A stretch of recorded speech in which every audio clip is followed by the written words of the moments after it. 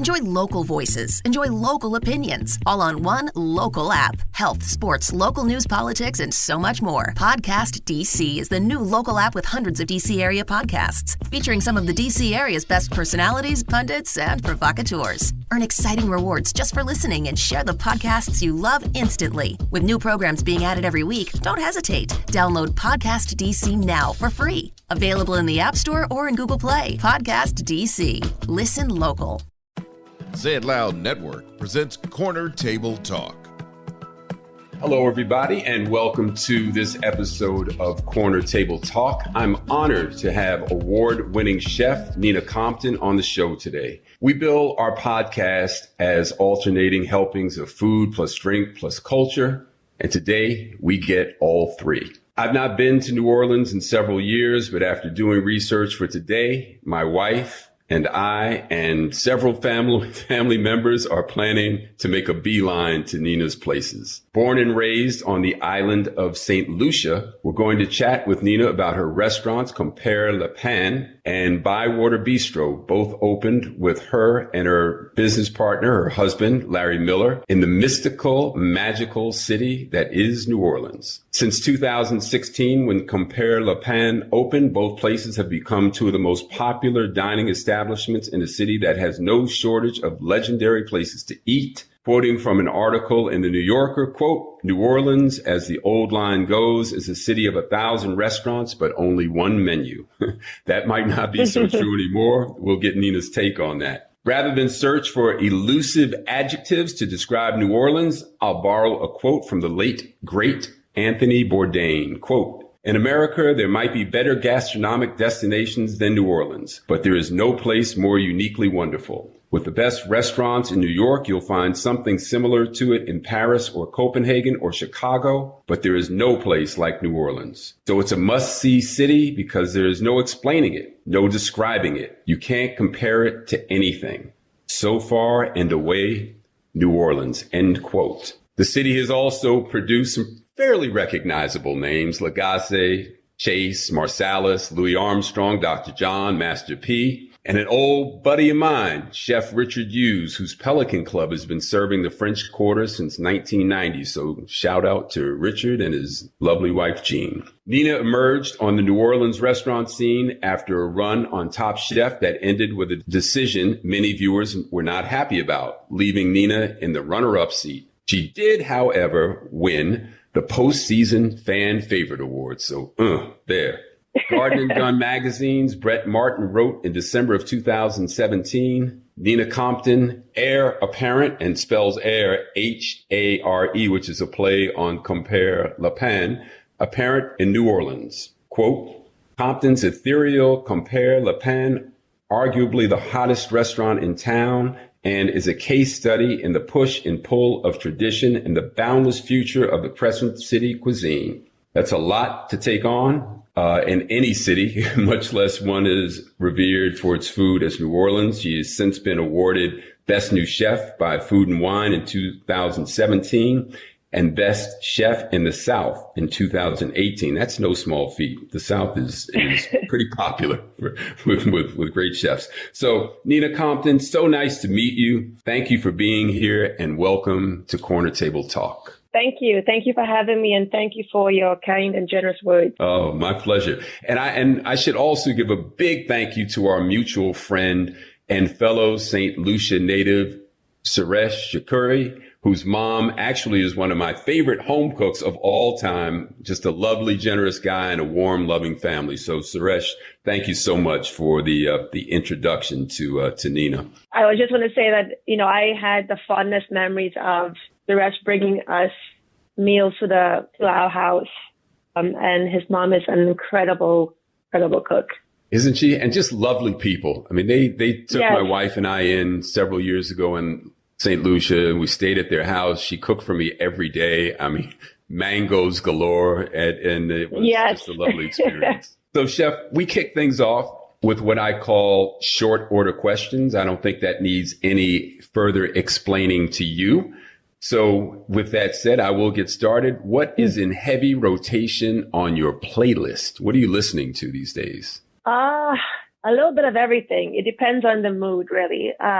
It starts with things like, Bob Marley to Steel Pulse to Blood Orange to Rebirth, Brass Band to Dr. John. It's just about playing something positive. And that starts my day. And that trickles into the kitchen where we play music in the kitchen. I'm like, all right, guys, what fish are we going to listen to today? Because it gets the staff jazzed about, being at work and creating a positive environment for them to cook really good food. So music is a huge, huge part of my day. Is it multiple choice in the kitchen? You give other folks a chance to select the music, or are you pretty much the DJ?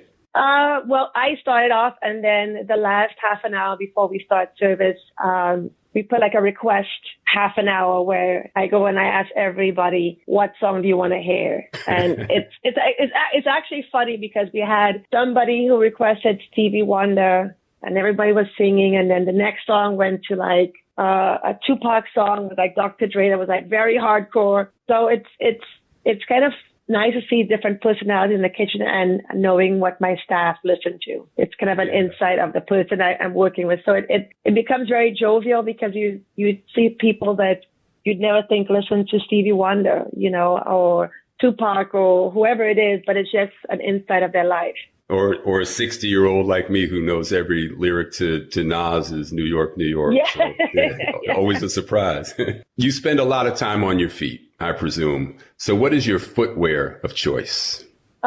In the kitchen, I wear Bloodstones that are pretty comfortable in the kitchen. But outside the kitchen, I like to show a little bit of style. So I wear things from... my husband actually got me a pair of Steph Curry high tops, which I'm in love with. I actually don't want to wear them too much because they're so pretty. And the color, the color is all the shades of different curries. So it matches my personality. So I have those, I wear JP Tods if I just want to go for a casual walk. And, a classic Gucci loafer, you can't go wrong with that. No, you certainly can. I love everything that you chose.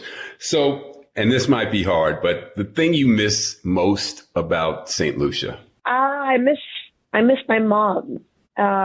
My mom we live in the same house since I grew up there. It's 40 something years. But I think during the pandemic, it made me miss home more and more because the house that I grew up in was very special to me in my childhood because we have a beautiful view seeing, Pigeon Island on Martinique, the neighboring island from our kitchen window. So every morning, my mom was always like, she's like, let's just sit down and just watch the view. So I became very appreciative of my surroundings, having mango trees in our backyard, guava trees, huge lime trees, every fruit you could think of at my fingertips. So when everything's in season, it's just a beautiful time to be in that house. And just cooking with my mom and spending time with my mom, I miss that a lot. That's a wonderful image. And we're going to talk a little bit about your family home because it was not just any family home. And it sounds like the view was incredible. When not at one of your places and you have a rare night off, which I'm sure does not happen often, where do you and your husband, who is also your business partner, Larry Miller, where do you guys go for date night? It varies. We keep it very low key because, being in the restaurant, it is a lot to take in, a lot of moving parts. So we just try and go somewhere very chill. We live around the corner from Bacchanal Wine.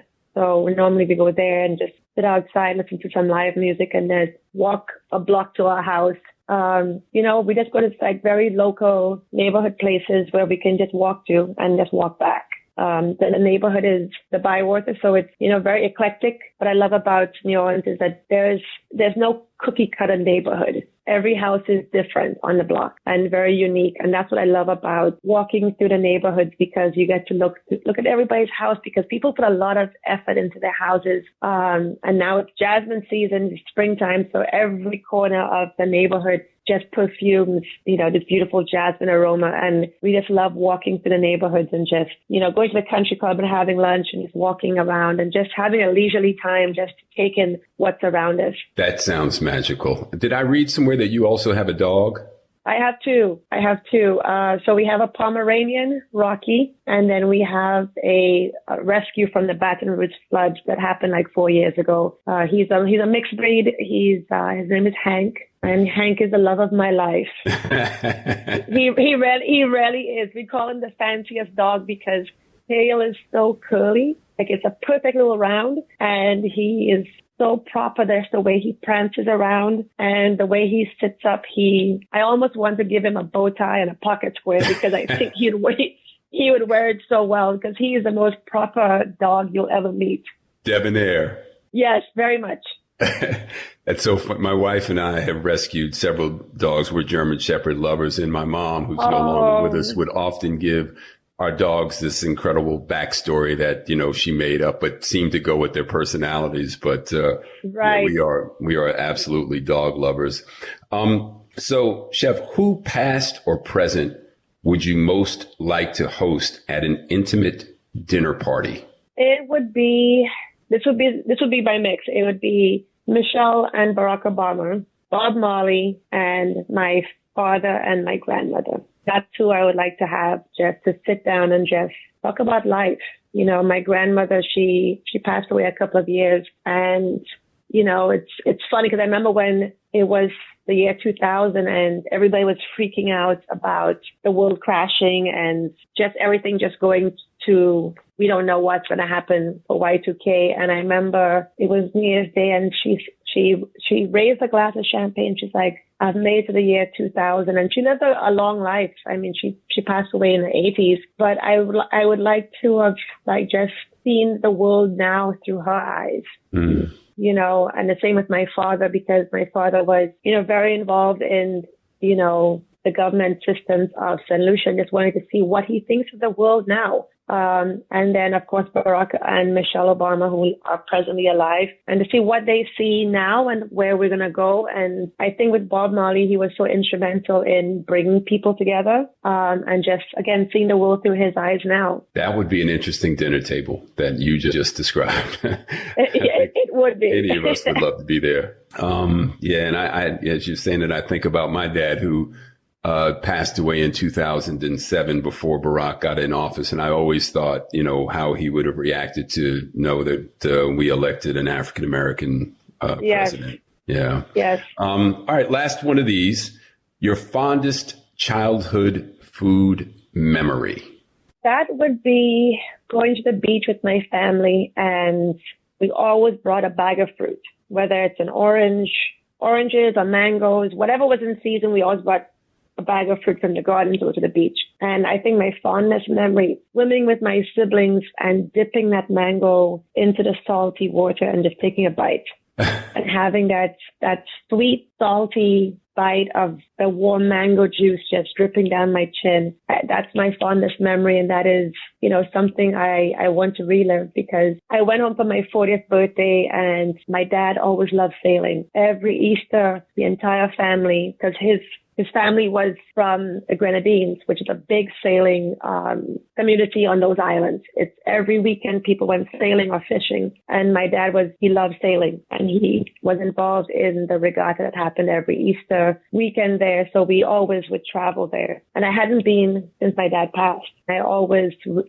thought about those memories. And I told my mom, for my birthday, I don't want any gifts. I just want to go sailing to the Grenadines and relive those memories. And those islands are so beautiful and so untouched. And I remember I looked at my mom, and we're sitting on the boat, and I said, I think it's time for me to move back to the Caribbean, and I want to spend my golden years there, because it's truly special. There's nothing like it. And I want to spend, my mom is going to be 75 this year, and I want to spend as much time with her as I can. And there's only one way to do that, is in the Caribbean. You had me at mango and salt water, the ocean. I'm still envisioning that mango juice and everything else you just described is like a lifelong dream. I'm a Caribbean beach mango guy. So I am right there with you. Chef, thank you so much again for taking the time. I know you're incredibly busy. And by the way, congratulations. I just got my issue of Plate magazine this morning, and I saw your cover.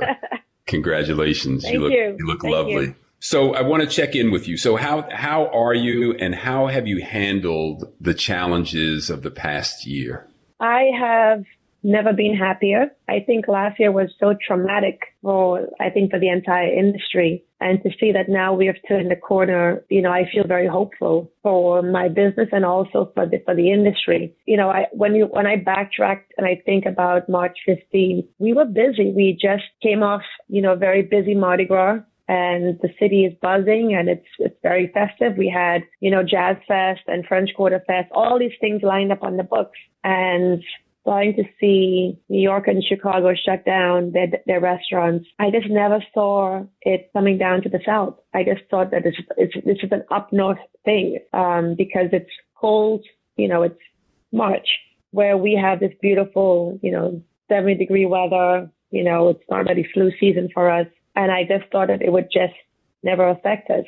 And I remember we actually got our first case in Louisiana. I'm like, oh, it'll just be like a couple of cases. We'll be okay.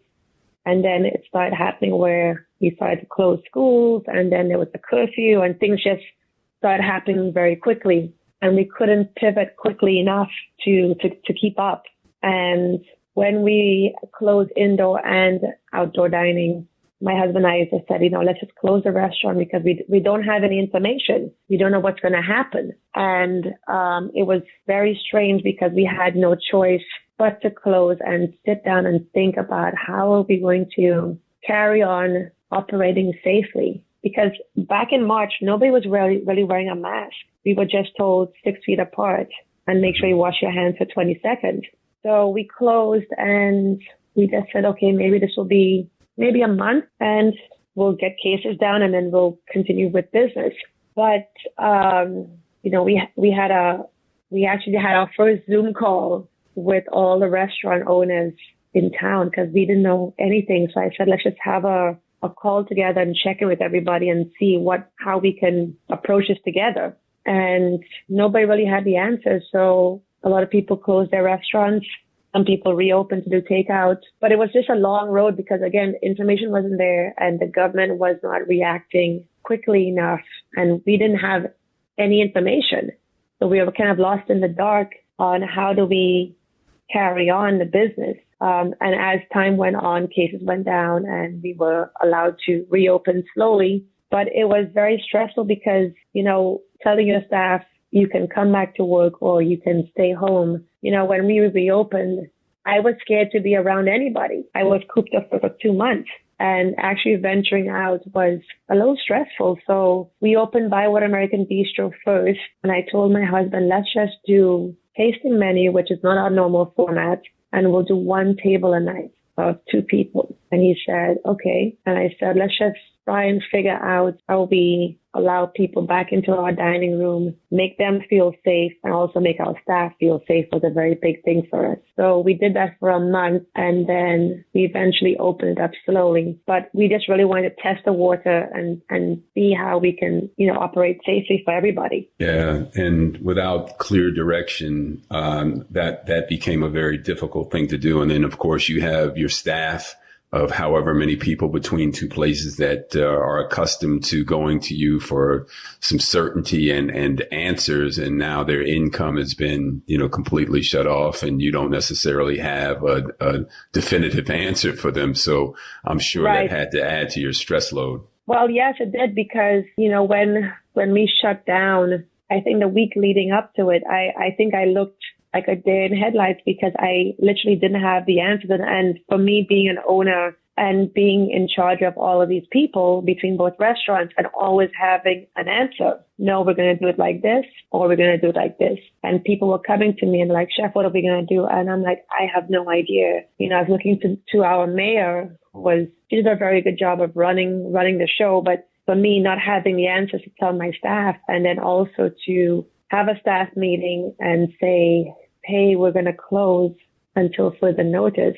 It was hard to tell people, hey, file for unemployment until further notice. I mean, I cried in front of my staff because I felt like I let them down. And, these are people that have families that rely on me to keep them employed. And when you don't have those answers, you feel like you've let them down. And that was a very, very hard point for me because, when we were locked down, I would check in with my staff because again, that's also a very stressful thing. You know, you had people that were used to a certain schedule of going to work, and then some people didn't know how to adjust to not working, not being occupied. You know, they had some people that had to take care of, 6 family members during quarantine. You know, they had some people that, they were taking care of 3 or 4 kids and they're cooped up in their house and they can't leave their house. You know, it was a very hard time for everybody, to go through those things. But again, I was able to bring back nearly all of my staff who wanted to come back. And, it was a very stressful time because restaurants weren't busy, last year. So the stresses of operating the business, but, knowing that I'm keeping my staff employed, I felt like things are going to bounce back eventually, which they are. Yeah. And I think I've changed as a person in the sense of, being thankful every day to go to work every day and see my staff employed and happy and safe. All of them are vaccinated. So I feel like everything that happened last year, we went through so much that anything that happens this year, we're just like, nothing could be worse than 2020. And yeah. We've had a different outlook on everything where I don't take things seriously as I used to because I'm kind of living in the moment a little bit more because, I think we just got used to having things a certain way. And I think it was kind of God just saying like, hey, you guys are taking, things for granted, like seeing your family all the time and traveling and going out and being around people. And I think we just took those things for granted where now we had to reset and say, hey, traveling for a vacation is a luxury. We just got so used to jumping on a plane and going on a trip or, seeing friends and family. Now it's you take those things like, I'm thankful to go see my mom, so I think it was a good reset button that had to be hit. I think a lot of people were thankful for things to slow down, including myself, because, I traveled a lot for work. I worked a lot of hours and there were some things where I said, I want to be able to enjoy my morning with my husband and my dogs before I go to work. I want to do those things, and get things in perspective of it's not always about go, go, go. It's about taking time for yourself. And also the power of telling people no is very important because I found myself victim to saying yes to every event and every, whatever it is. Yes, I'll do it. I'll help you out. I'll do all these things. And I ended up taking my time out of my schedule and not leaving any time for myself. And that's one of the things I want to preserve is taking time for my family and for myself, and preserving my light because, if I don't preserve my light, my staff and the people, my team around me need me to be energized and have my light, really bright. If my light is dim, that affects, everybody around me. Absolutely. That's why they tell you to put in an airplane, put your oxygen mask on first, right? Before you help, right? Even your kid next to you, which is not necessarily it's kind of counterintuitive, but to your right. point, yes, some self-care is essential. And I concur. I mean, we don't wish any suffering on, and people have had a very difficult time this year, but it has given us some room to pause and really contemplate the way that we live our lives. And I've done the same thing as you. And for that, I'm certainly grateful. What's the current status of opening? Are you fully, indoor dining, 100% in New Orleans, or what's the status now? So we are at 75%. Even if we go to 100%, it doesn't really affect adding more seats because we have to do 6 feet apart. So we can't add any more tables. But one of the things we did add at both restaurants, we never used to have outdoor tables. We always did indoor. And it's actually really nice to have outdoor tables. Compère, Lapin, we have the doors open. So it's a very nice energy. When people are, sitting outside, it's just a really nice, I think, addition to the restaurants. But I think when people are coming to restaurants now, everybody is so festive and so thankful and happy. And you see a lot of people say, I haven't been out to eat in months. I'm just thankful to be out. And a lot of people are celebrating life again, in restaurants. People have, bringing their families together, friends they haven't seen in months. And they're doing it in restaurants and catching up. And, it's all the dining rooms in New Orleans are full and full of laughter and people are happy, and I think the great thing about New Orleans that kept us going were the locals. A lot of people were not traveling to New Orleans, the past year, but the locals made it a point to support either through takeout or gift cards because everybody wanted to see their favorite restaurants thrive and survive and make it to the other side. And, we're very thankful that a lot of restaurants did not close here. And, the community here is very strong and supportive. And I think that was, very instrumental in us coming on the other side. Yeah, I love hearing that. And I want to touch on something in a few minutes that I thought it was really cool. When you guys had first found the space for Compère Lapin in the hotel, and your husband was getting a little pressure from the hotel owner to open right away, and you both said no, we don't want to open until June, and the owner said, well, there's nobody here. No, in June it's quiet, and you both were like, exactly, that's what we want. We want the locals, and I think to the point that you just raised, I'm sure that endeared you to the local clientele. But I'm going to come back to that in a moment. But first, sure. I want to talk about your dad and your royalty, chef. The Compton name is associated with political royalty in St. Lucia. John Compton, your father, was the nation's first prime minister and considered its founding father. And your pops was no joke. I mean, I read a story about him. He was a charismatic and dynamic speaker, but early in his career, he made his name by drawing a gun on a sugar factory owner who had refused to recognize an employee union. So your dad was quite a character. And talk about him, but just share with us if you don't mind. I mean, I know you started to, but I don't think any of us mind hearing a little bit more about some of the memories that you had growing up on such a beautiful tropical island as St. Lucia. It's funny that I never really saw my dad as the prime minister. He was always dad. And, he's very, very humble. He had a very humble, upbringing, growing up in Canada, a very, very small island. But my dad was very ambitious.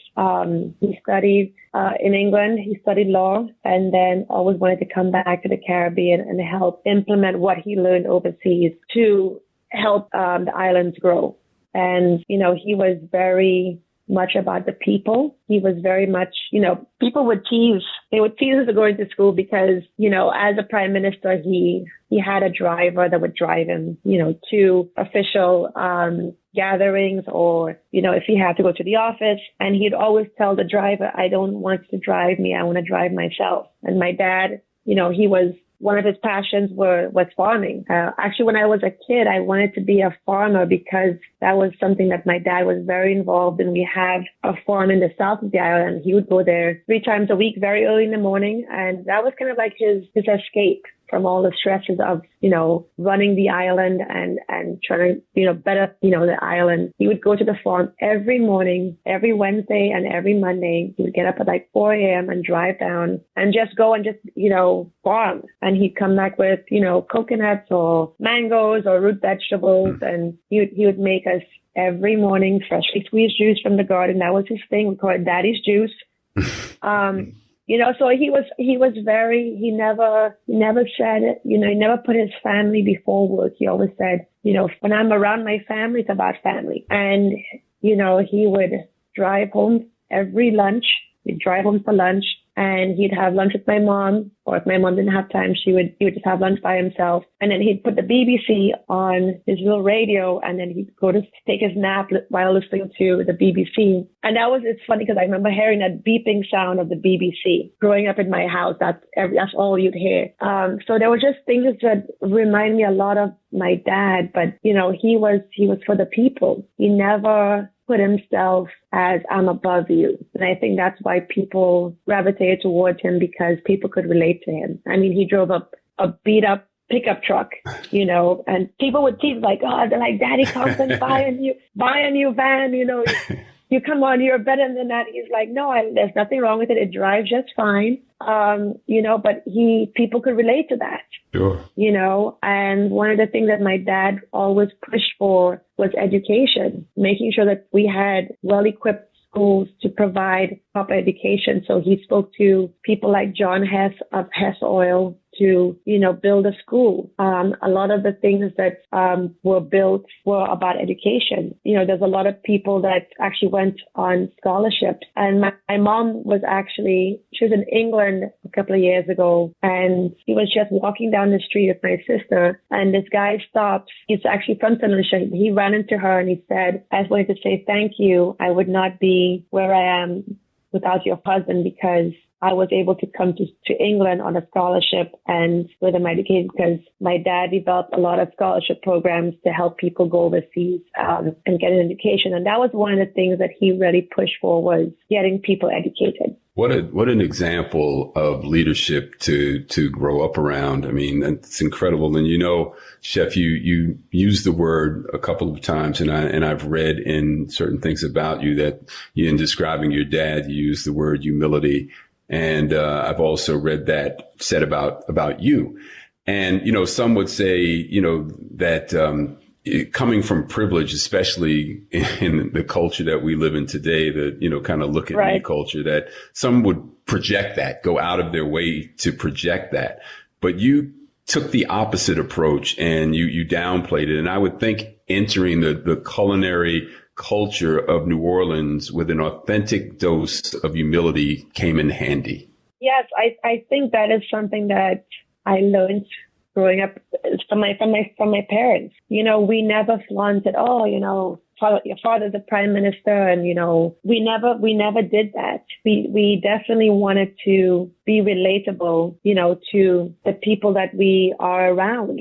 It's not about, oh, look at me. It was more like, I'm just like you. I'm a human, So those are the things that, I watched my dad do. He never said, oh, well, I get to do what I want because I'm the prime minister. He never said that, and I think that's something that kept us kind of in line, because, when I went to school overseas, nobody cared if I was prime minister's daughter or not. And I just kept it quiet. There were a lot of people that knew me for years, and somebody's like, oh my gosh, I've known you for all these years, and I didn't know that your father was the prime minister. And I just didn't mention it, And I think that it's something about leading by example. Being in the kitchen is not about, I'm the chef, you do as I say. And some of that does have to play a little bit, but it's also about setting the example. I tell my staff, I'm like, there's not a single person in this restaurant that has a bigger role, myself included. Everybody is equally important here. And I give them an example. The cook doesn't show up, the entire restaurant suffers. If the dishwasher doesn't show up, the entire staff suffers. If a hostess doesn't show up, we feel it.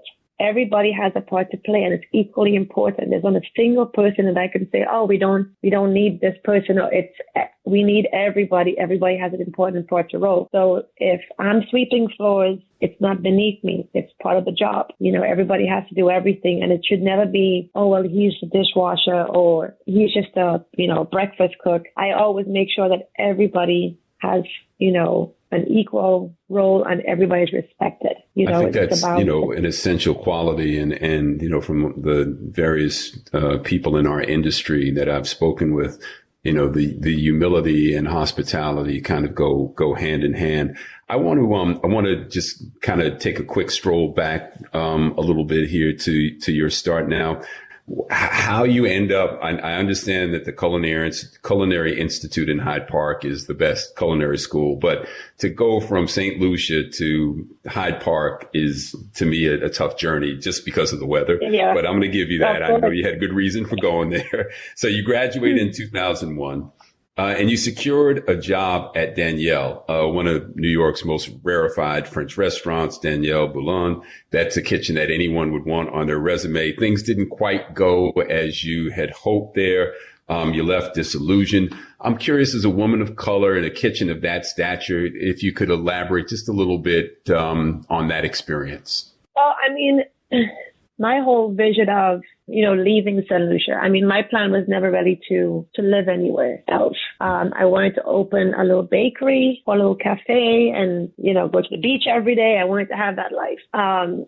But when I told my parents I wanted to become a chef, my mom was just like, why do you want to do that? It's so much stress, no money. You work weekends. You're going to burn yourself. You're going to cut yourself. And she's like, and I said, Mom, I think I really want to do this because I cooked for my family so many times and saw how happy they were. I'm like, I want to just cook for everybody. And she says, okay, if you really want to do that, you need to get a job.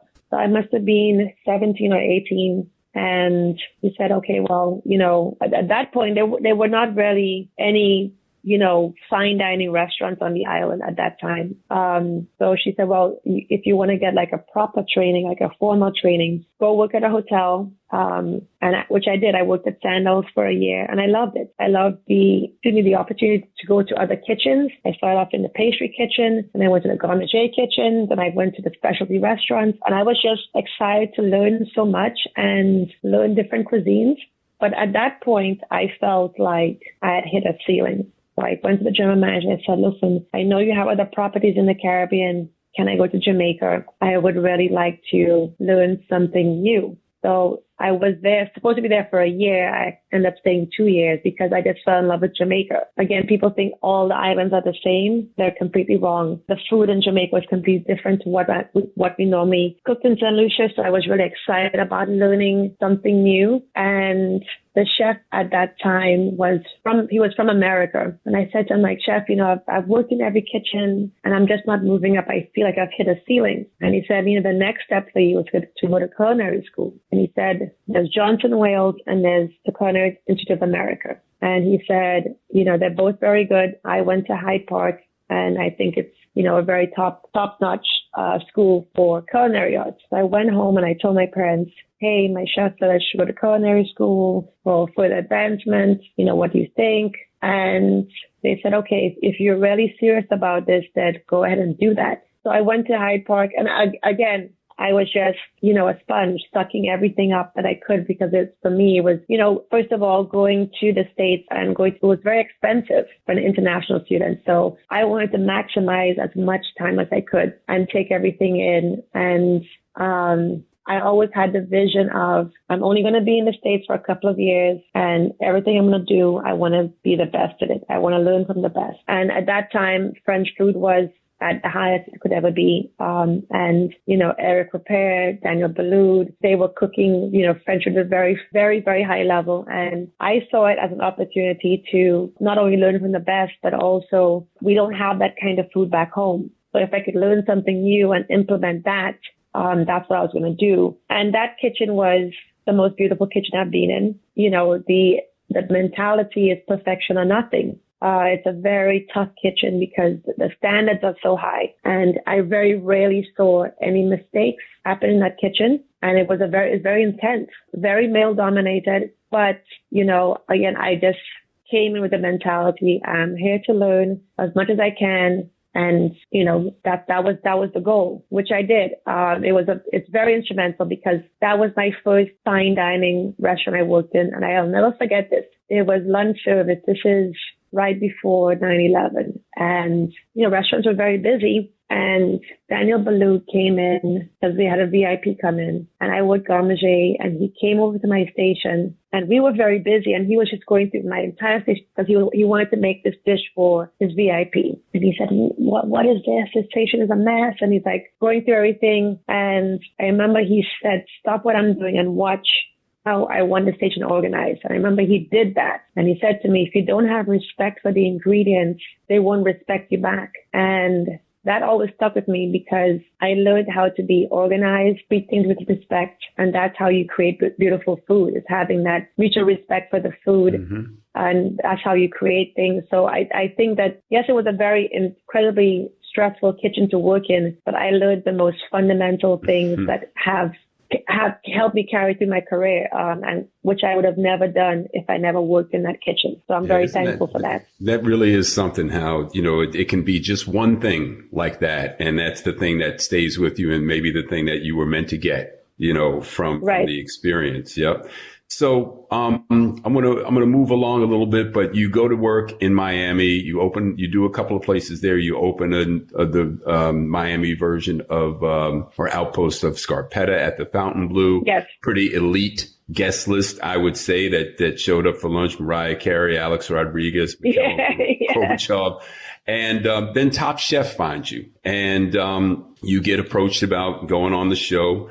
And we've talked a little bit about that experience. You make it all the way to the finale and lost, but folks were not happy that you lost, and you actually won the post-season fan favorite award. So after that experience, offers just start pouring in, the wonder of TV exposure, and so you're in demand. I would think that just had to be exhilarating to all of a sudden go from, I wouldn't say complete obscurity, because I'm sure you were impressing people along the way, but to the level of attention that TV brought you had to be a little bit of a charge. Yes, it was. When I got the call, I was kind of shocked. I was shocked and flattered. I said, I called Scott Cohen, who was the owner of Compère at the time. And I said, I'm like, Scott, what should I do? Should I do this? He's like, yeah. He's like, you might even win. He's like, it's going to be good for, getting your name out there. And I called my mom and I said, Mom, I got this chance with this TV show. And she says, like, don't do it. It's too much stress for me. I don't think I'll ever watch the show. She's like, just please don't do it. She's like, my heart just can't take it. And I said, but Mom, I can actually. And this was my whole driving force of being on the show, was cooking Caribbean food that, a lot of people just don't know about St. Lucian food. And I really wanted to kind of highlight Caribbean food as something that is really special and unique. And how do we, put that on the map? So I was able to, not have any barriers of what I could cook. I could cook anything I wanted. So I think, being on Top Chef, I became more creative as a chef. You had to focus on two plates. It was very difficult, very hard, because you're taking off your element. You're cooking in a different kitchen every day. You don't know what your challenge is going to be. You think you may know, but it never pans out the way you plan.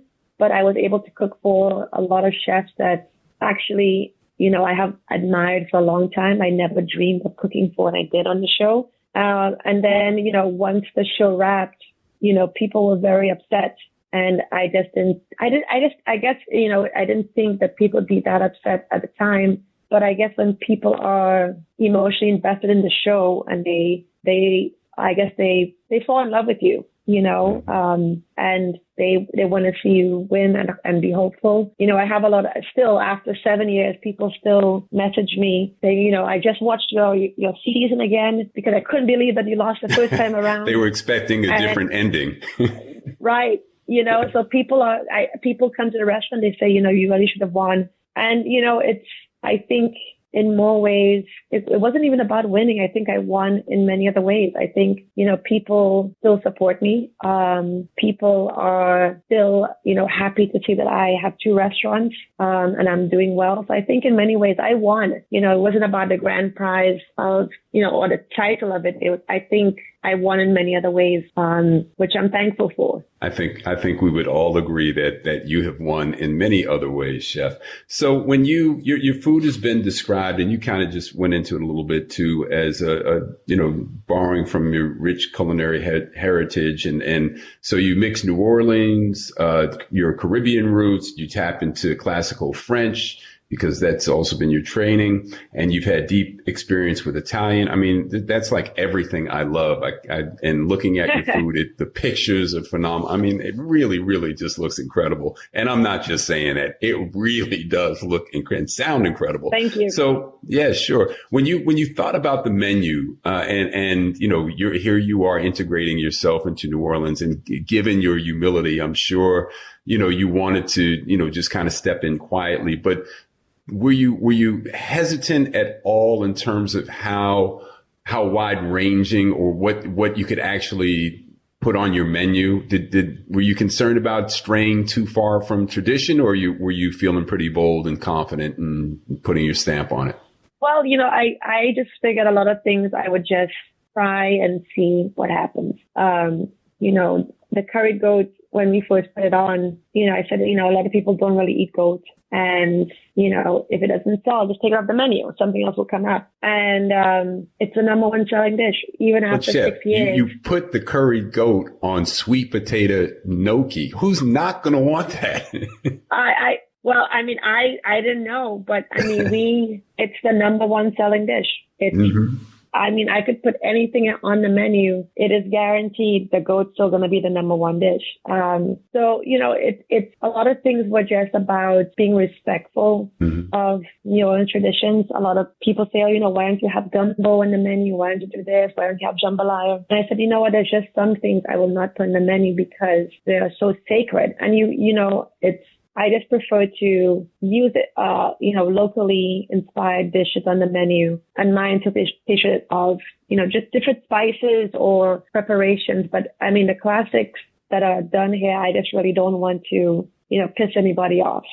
I want to be very respectful because, you talk about gumbo, everybody has their opinions. Oh, do you put okra in your gumbo? Do you put, seafood? There's just so many things in it where you just really don't want to, it's something that's been around for years and you just really don't want to upset anybody because everybody's, my grandmother makes the best gumbo. My cousin makes the best gumbo. It's like everybody makes the best gumbo. I don't want to compete with that. Yeah. I've always felt in various places that I've done, where Southern food has been the focus, that macaroni and cheese was always the litmus test because you're competing against moms and grandmoms and everybody's does it a certain way. And it's funny, when we opened, the last place we did in LA was a place called Post and Beam, which was a kind of a modern take on Southern food and a California, influence. So I had a guy come up to me mid-service and say, this is a great place, but, really semi-Fredo? Where's the peach cobbler?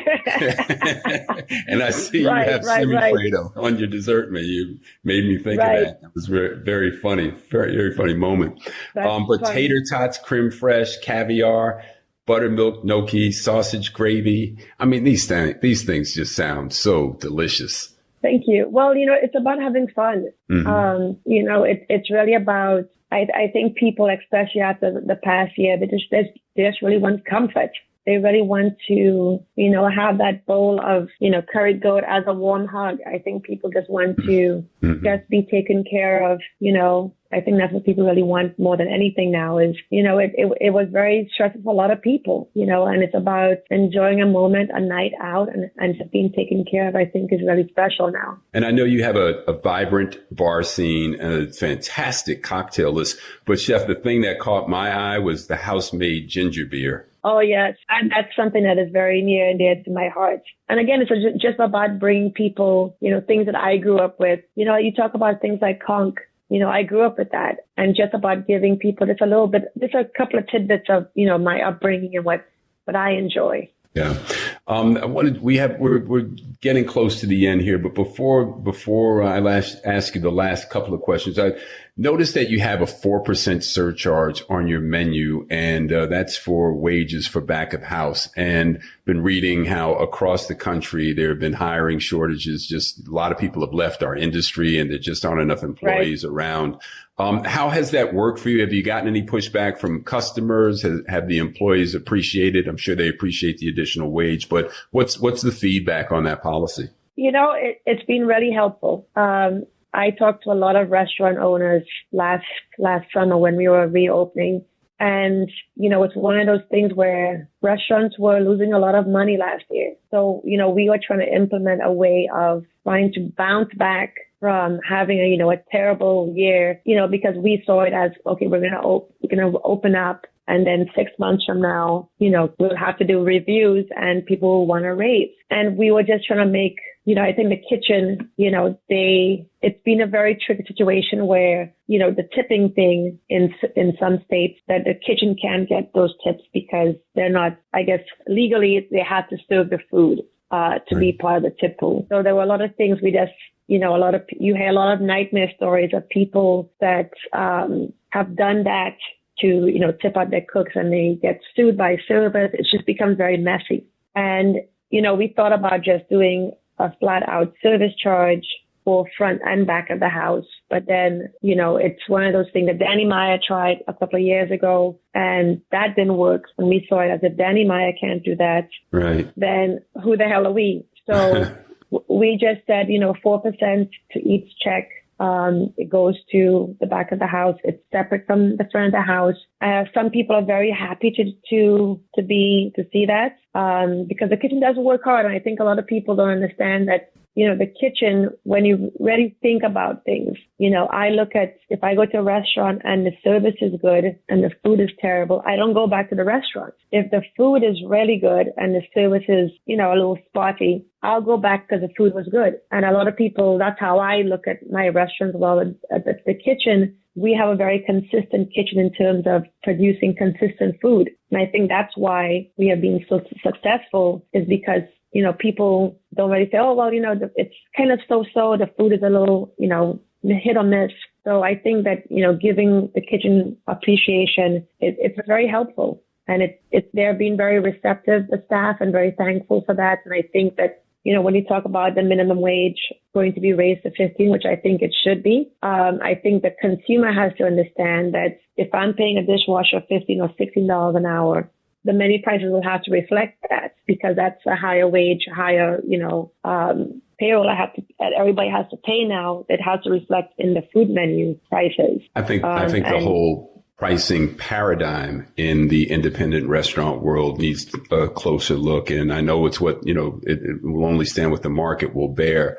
But given what has been exposed this past year with lack of health care, trying to, just maintain staff and frontline worker status and all of that, plus razor thin, notoriously thin profit margins, our pricing paradigm is really, I think, in need of a look, but we'll save that part of the conversation for another time. So I want to end on something that I thought was really, really touching that I read. Leah Chase, the legendary New Orleans chef, actually came to see you, and she said to you, she said, quote, "Welcome to the city. We're so happy to have you. Listen, you have to make it. We're counting on you." She said, "Nina, if you make it, you're leading the way for other Black female chefs to make it in New Orleans."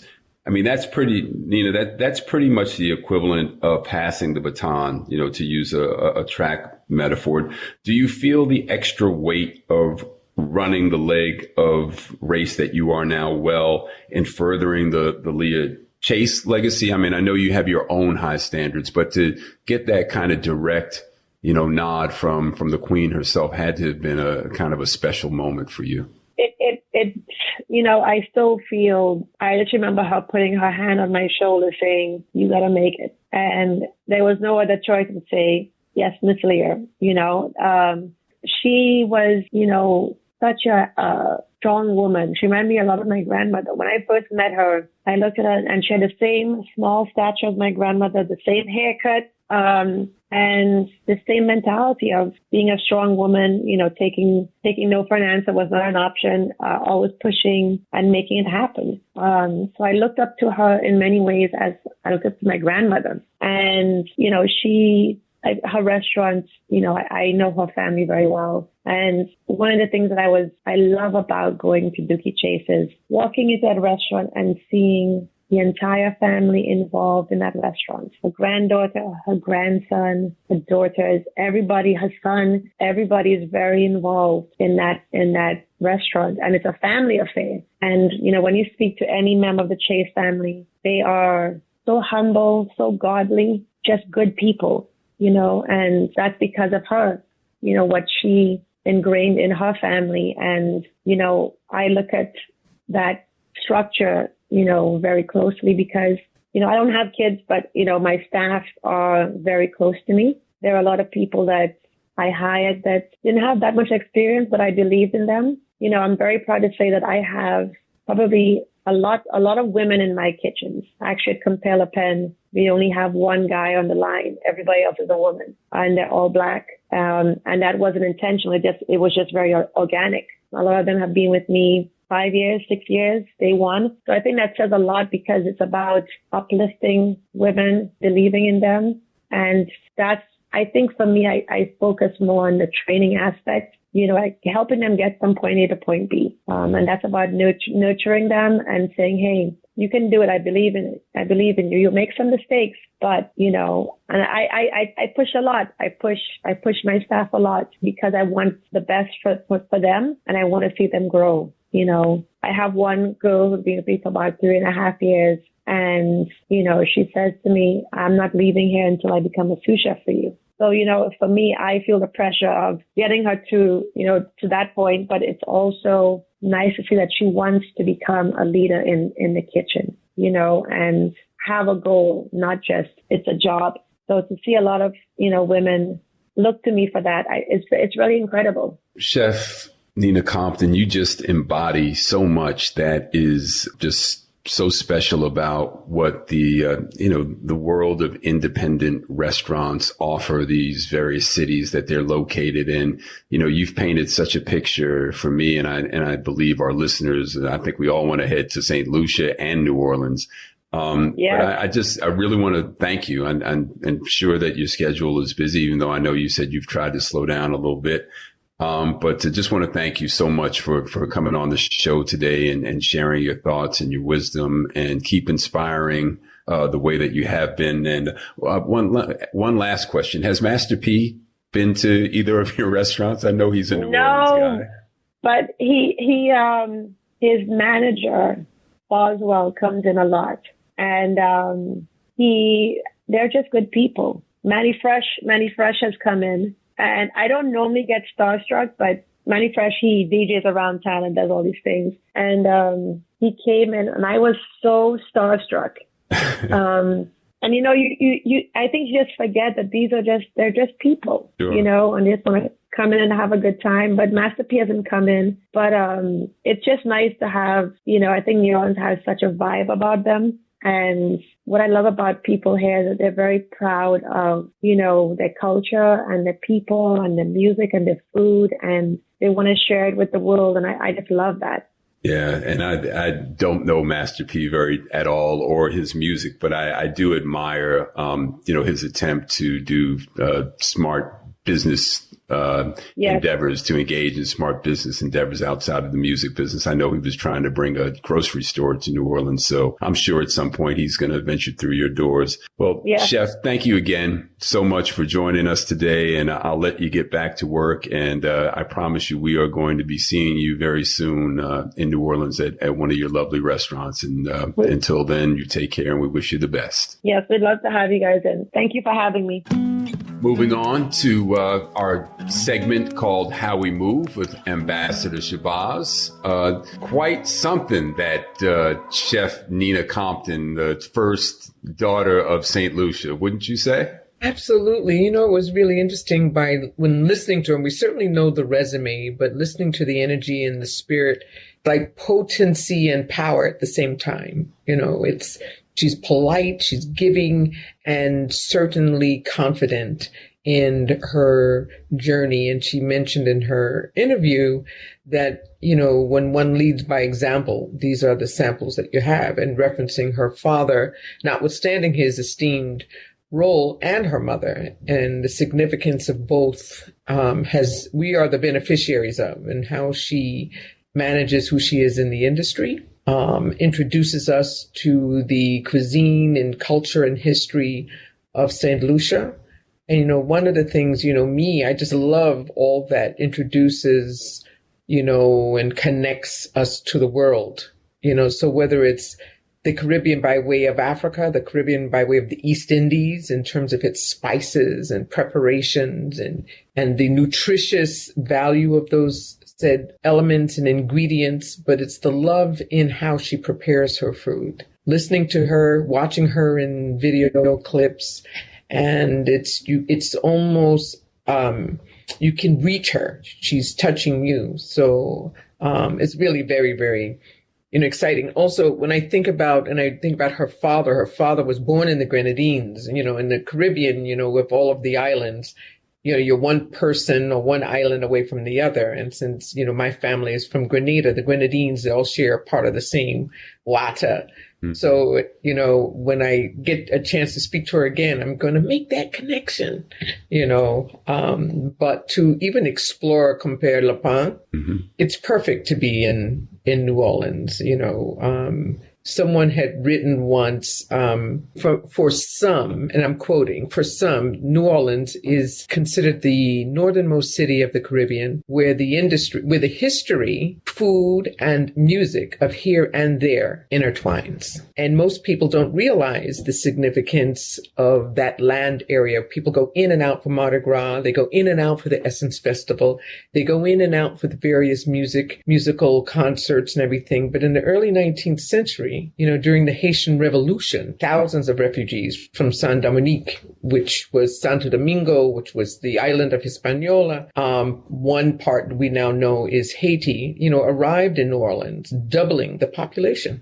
Shortly thereafter was a new wave of Cubans. And so the presence, that which we get, while it's an American-based city, it's a global mecca of flavor and it's nonstop. You know, as soon as you land, you feel like you've been transported, but you haven't had to use your passport, you know? You know, what else really struck me about Nina was, you know, her level of expertise, you know, her culinary expertise when you take the various cuisines that she's influenced by, French, Caribbean, Italian, and you execute those at the high level that she's capable of. How exciting. Just it's a place I really cannot wait to go there now and dine in her place.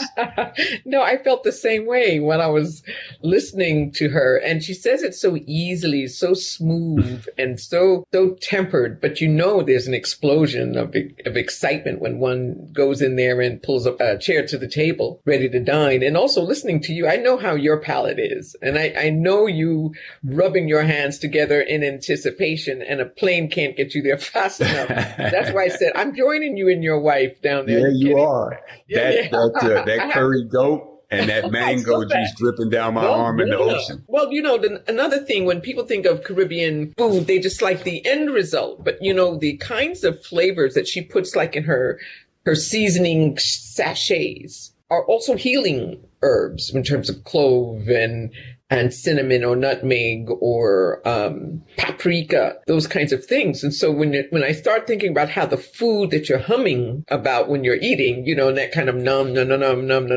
when food is so good, I'm also thinking about how good it is for you, which is very essential, at least for me, you know, as a person, really, really key about the ingredients in a food. So if you can not have the lack of healthy food on your mind, you know, sometimes we dive in, it is not good for you, but you're enjoying it. But if you can get that out of the way and know that while you're enjoying the food, it's also good for you. And it all has a story, right? Mm-hmm. You know, you understand that it's not just the academics of culinary cuisine or practice. This is something she's carrying with her. It journeys with her. It has a story of grandma and grandpa. Good for you and sounding good to me is getting me on a plane real soon. So, you said soon come. Yeah, soon come. Well, you know, so what I want to be able to, you know, when we talk about encouraging people to patronize Black-owned restaurants and or hotels, I want to say people dial in, go down to New Orleans, and in addition to having dinner at Compère Lapin, try staying at the Hubbard Mansion. A friend of mine, Mark Morial, who is also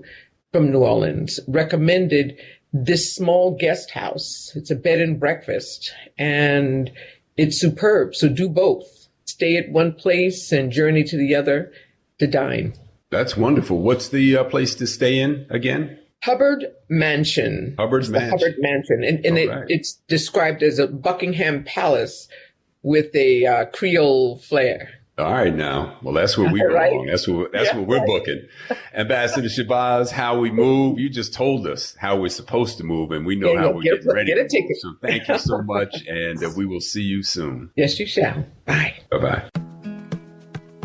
Corner Table Talk is hosted by Brad Johnson, produced by Brad and Linda Ailes Johnson, coordinating producer Lauren Turner, theme music Life Goes On by Bryce Vine, executive producers Omar Thompson, Andrew Kalb, and Ken Johnson. Find the Corner Table Talk podcast wherever you get your podcast. follow, subscribe, rate, and leave a comment. Corner Table Talk is a Say It Loud Network production.